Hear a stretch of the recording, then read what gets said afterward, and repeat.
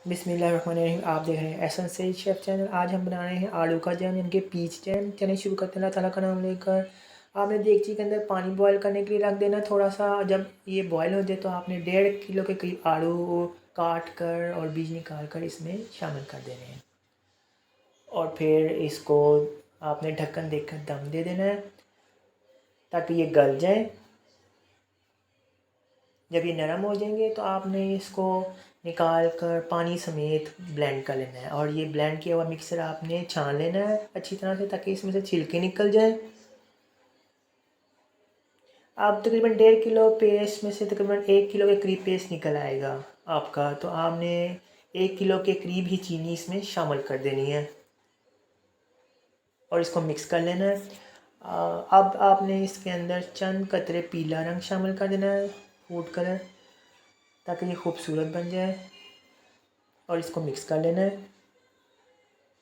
अब आपने इसके अंदर तकरीबन 4 अदद बड़े या 7 अदद छोटे लीमों का रस छान कर शामिल कर देना है और इसको पकने के लिए रख देना है।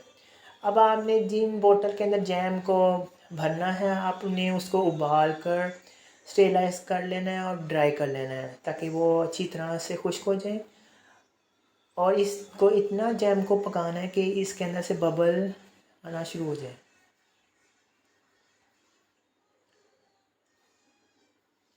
याद रखिएगा इसमें किसी किस्म का कोई भी केमिकल या मेडिसिन शामिल नहीं की गई है, तो लिहाजा आपने इसको कांटे की मदद से चेक कर लेना है। अगर कांटा ऊपर करके देखेंगे तो अगर जैम कांटे की खाली जगह पर ठहरा है तो ये तैयार है, अगर नहीं ठहरा तो मज़ीद पकेगा।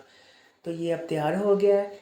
तो आपने इसके अंदर आखिर में 1 टीस्पून के करीब यानी कि 1 चाय का चम्मच पीच एसेंस शामिल कर देना है और 1 मिनट पकाने के बाद बंद कर देना चूल्हा। और अब आपने बोतल लेनी है जो आपने स्टेरलाइज करके रखी थी ड्राई करके, अब उसके अंदर जैम को भर लेना है और इसको रूम टेम्परेचर पर ठंडा होने देना है, और फिर इसको बाद में फ्रिज में ढक्कन देकर रख देना है। याद रहे कि इसके अंदर किसी किस्म का केमिकल नहीं, तो इस्तेमाल के दौरान गीली चम्मच और जूठी चम्मच का इस्तेमाल नहीं करना वरना ये ख़राब होने का ख़दशा है। लीजिए पीच का जैम तैयार है। मेरे चैनल को फॉलो, लाइक और सब्सक्राइब कर दीजिएगा। अल्लाह हाफिज़।